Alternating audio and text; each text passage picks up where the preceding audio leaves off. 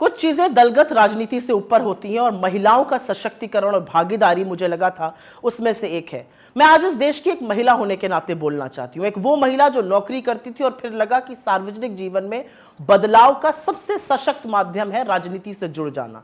ऐसा इस देश की बहुत सारी महिलाओं को लगता है। एक आधी आबादी है जिसको यह लगता है कि उनका प्रतिनिधित्व होना चाहिए, उनको आरक्षण मिलना चाहिए।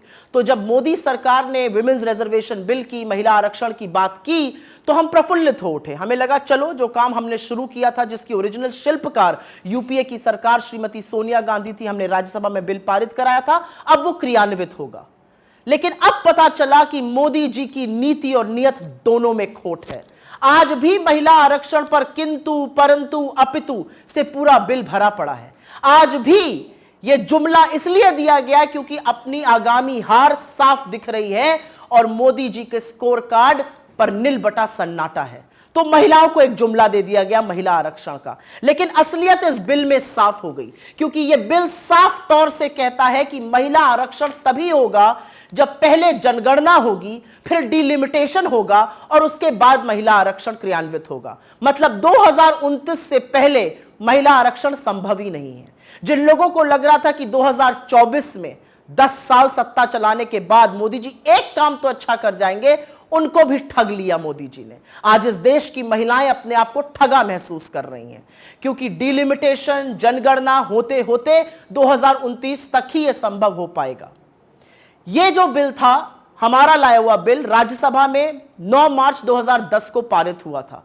अगर आपकी नीति और नियत साफ होती तो आप उसी बिल को लोकसभा में लाते, बिना कंडीशन के उसको पास कराते और महिला आरक्षण एक रियलिटी बनता। लेकिन असलियत यह है कि आपने महिला आरक्षण के नाम पर भी देश की आधी आबादी को एक जुमला थमा दिया। बहुत कुछ कहने से ज्यादा एक ही चीज कहना चाहती हूं आज। अगर आपकी नीति साफ है तो आपको फिर से जाकर वही काम करना चाहिए जो हमने किया था। किंतु परंतु अपितु हटाइए, महिलाओं के सशक्तिकरण की बात कीजिए। जो दूरदर्शिता राजीव गांधी जी ने दिखाई, आज उसका परिणाम है कि 30 लाख से ज्यादा निर्वाचित लोकल बॉडी इलेक्शंस में 10 लाख से ऊपर महिलाएं हैं। जो दूरदर्शिता और दृढ़ निश्चय सोनिया जी ने और मनमोहन सिंह जी ने दिखाया था, वो एक बार अगर आप दिखाते तो 2024 के चुनावों में महिलाओं की 1/3 भागीदारी होती। लेकिन अब जो आपने किया है वो एक इवेंट था, वो जुमला था। आपको नए सदन में जाना था, एक बड़ा इवेंट करना था, और बड़े इवेंट को करने के बाद निकला क्या? खोदा पहाड़ और निकली चूहिया। खोदा पहाड़ और पता चला 2024 में नहीं, ये तो 2029 में शायद संभव हो पाएगा। अगर आप चाहते तो आप जनगणना 2020 से 23 के बीच में करा सकते थे। सब कुछ हुआ लेकिन जनगणना नहीं हुई। फिर भी आपने जनगणना को और डिलिमिटेशन को एक क्राइटेरिया बनाया। तो देश की महिलाएं आपसे आज सवाल पूछ रही हैं कि अपने जुमलों का शिकार आपने इस देश की आधी आबादी को भी बना दिया।